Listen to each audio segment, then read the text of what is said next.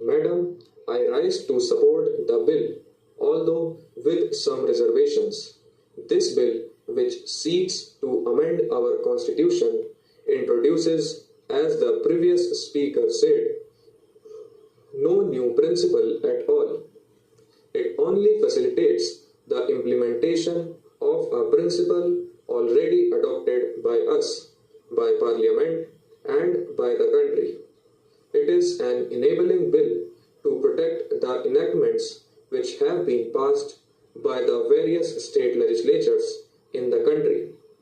As everybody knows, certain enactments were struck down by the courts, by the Supreme Court in some cases, and by the High Courts in some other cases on the ground that some of the provisions of those enactments were violative of certain articles of the Constitution.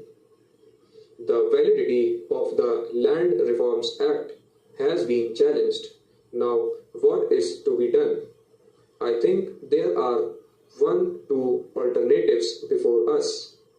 Either we have to give up once and for all the whole principle of land reforms, or we have to amend the Constitution in such a way that the principle of land reforms is protected. There is no other way. Some honorable members are vociferous about the sanctity of the Constitution, but who wants the sanctity of the Constitution to be violated? It is being argued that this bill violates the fundamental rights enshrined in the Constitution. The right to acquire and hold property guaranteed by one of the articles of the Constitution is interpreted as the right of the landlord to exploit the peasants and amass unearned income. Of course, they do not speak for the landlord. They speak for the entire agrarian population. They speak for the small, downtrodden peasant proprietors. But does this bill hurt the peasant proprietors? The bulk of the peasant proprietors in our country hold only very small parcels of land. According to the census of agricultural holdings, 82% of the agriculturists hold below 5 acres of land. The bill does not speak to dispossess them, these millions of small peasant proprietors. Only a small number of persons owning large estates, owning large proprietary rights, only a few big landlords will be affected. In the name of riotwary settlements, these landlords have amassed extensive plots of land, extensive holdings.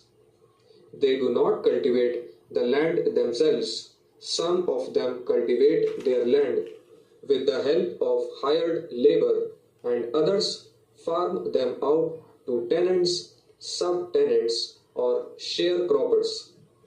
Madam, it is only just that those who till the land must get the ownership of the land they till, and those who own land in excess of the ceiling should be deprived of the excess, and the excess distributed to those who are willing to cultivate and who have no land. What is wrong in this? It is true that the security and the so-called fundamental rights of a few big landlords are taken away by the bill. But what about the security and fundamental rights of millions of small peasants, downtrodden peasants, who cultivate the land and produce our food? Does the Constitution want that the bulk of the peasant masses and agricultural workers in the countryside should have no right to enjoy the property created by their own labor? That is certainly not the spirit of our Constitution. Our Constitution provides that the ownership and the control of the resources of the community are so distributed as to subserve the common good. This directive principle is also a fundamental principle, more fundamental than the right of the landlord to exploit the peasant. Those who raise the banner of fundamental rights, I am afraid, want the exploitation of the rural poor to continue. They want the landlord to dominate the rural scene forever. They want to turn the clock back. Madam, this private property in land is not an age-old institution as some people imagine.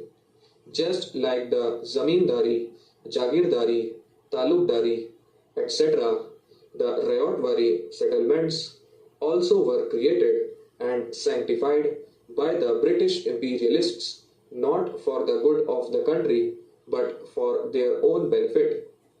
It was under the British that the feudal upper stratum of the rural society became Rayotwari landlords.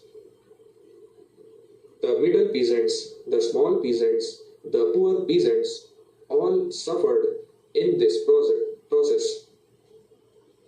Under the crushing colonial oppression, many tillers lost their land, lost their private property to the landlords, to the money lenders and traders who invested their ill-gotten money in land and became Rayotwari land owners.